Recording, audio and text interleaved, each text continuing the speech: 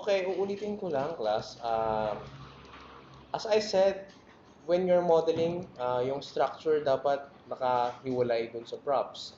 What I have here is yung blocking, halimbawa ng alchemy table na gagawin ko, which is palagay dito sa aking blue ref. So, don't forget na mag-group kayo ng mga elements on your scene. Group, paano ba mag-group? Ito, Control G. So, grouping kasi that way, malalaman nyo kung ano yung parts na yun, ano yung elements na yun. Alchemy table, for example. So, ang recommended ko is isa-separate nyo siya per object or group. Diba? So, si alchemy table, and then meron akong primary structure. So, ito, group ko na rin to. So, ngayon, sa alchemy table, naka-group. Ulitin ko ililista ko kung ano si grouping. Paano si group.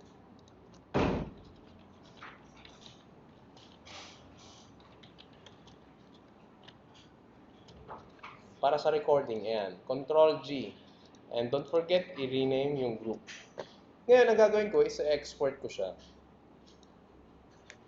So, alchemy table blocking dapat yung name. Pero alchemy blocking na lang. So, yes. Now, I will be opening that file. So, na-save kasi siya as Maya. Sineparate ko siya. So, ang position niyan, as long na wala kang ginagalaw na element, magiging same yan dun sa blocking mo sa main structure. Okay? So, try natin mag-model. Model na natin yung table. Ito si alchemy table. So, gawin natin. Sinong gumagamit ng display layers? Na-introduce ba sa inyo? Si display layers kasi ito alam ko naturo or hindi ata masyado nagamit. So, ito si display layers. So, introduce ko lang para at least alam nyo. Select nyo yung group or yung object and ito si display layers. Under channel box layer editor, kita nyo itong plane na tapos merong sphere. Ayan. Gawin natin siyang template. Then save. So, ang advantage kapag ka naka-display layer siya, if you want to hide yung specific part, ito, by pressing yung V, I think naturo ko siya. Pwede siyang i-hide. Pag masyadong crowded yung environment design niyo, pwede siya. So, let's model na rin yung ating scene. Okay, table. Bakang table. Settings. Okay, naka-click naman. Gawa tayo ng cube. Ito yung aking reference.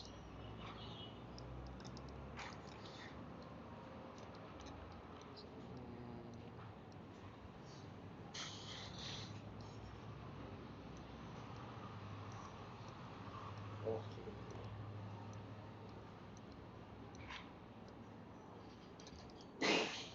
Control D. Duplicate natin para dun sa may side face.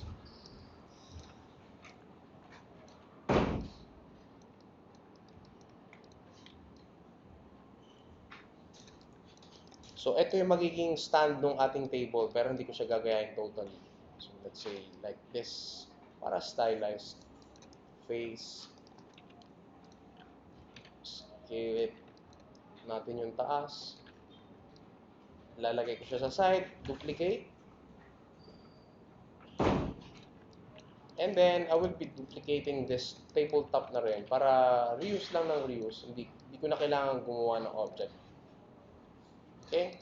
So, duplicate ulit para dun sa may shelf ng ating alchemy table.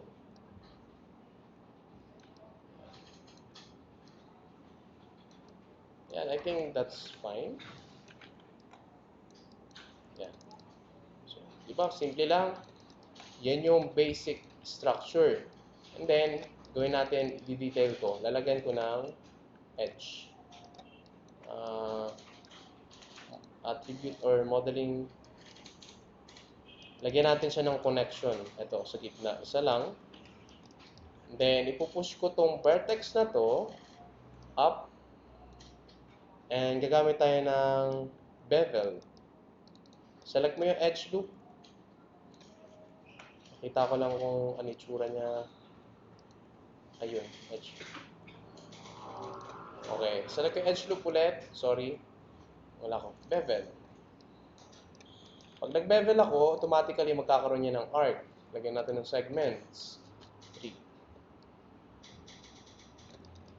Medyo weird lang na nag-bevel siya. Lagyan natin ng bevel ulit. Bevel muna natin ulit. Double click. Bevel. Tapos, select this. Connect. Enter. Vertex. Hatakin ko to. Tapos yung edge na to, yung hinatak natin, bevel natin siya. Lagyan natin siya ng konting shape. Like that. Ngayon, duplicate natin to. I think much better if maglalagay pa tayo ng konting element dito. Extrude natin siya. Outwards. Tapos, yung edge loop. Double click.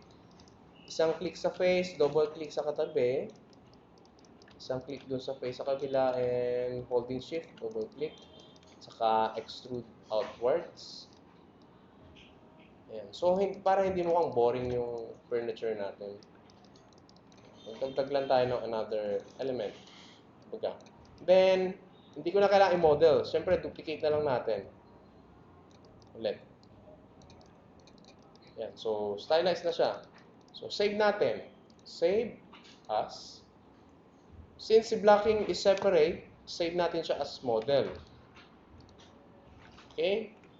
Now, halimbawa, sir, I want to put that, yung element na yon yung minodel ko. Gusto ko na siya makita dun sa aking primary structure na minomodel natin.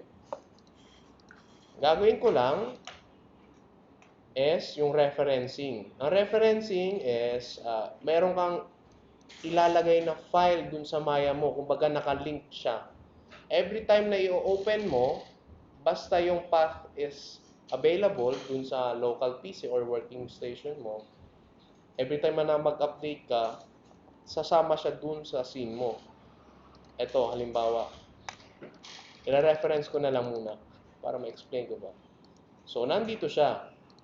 File, and then reference editor. Referencing ang tawag doon. Reference editor. So, gagawa tayo ng reference. Nakikita nyo yung diamond na kulay blue, tapos merong plus icon. So, gusto ko ilagay yung scene alchemy table.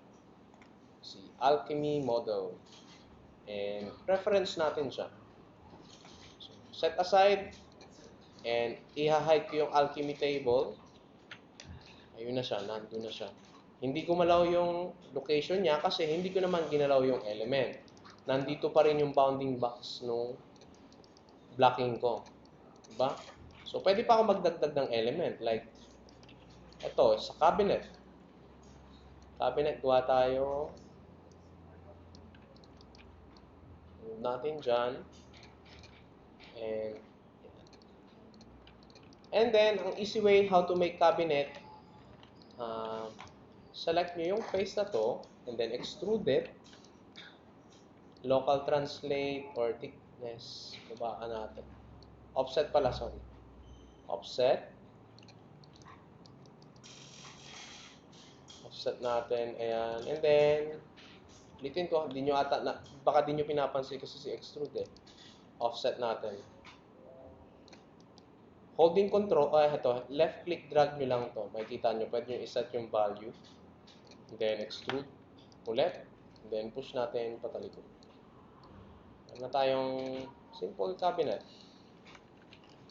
Pero masyadong boring. Break natin yung shape. Siyempre, by adding another connection dito. And then, push natin to siguro up, vertex.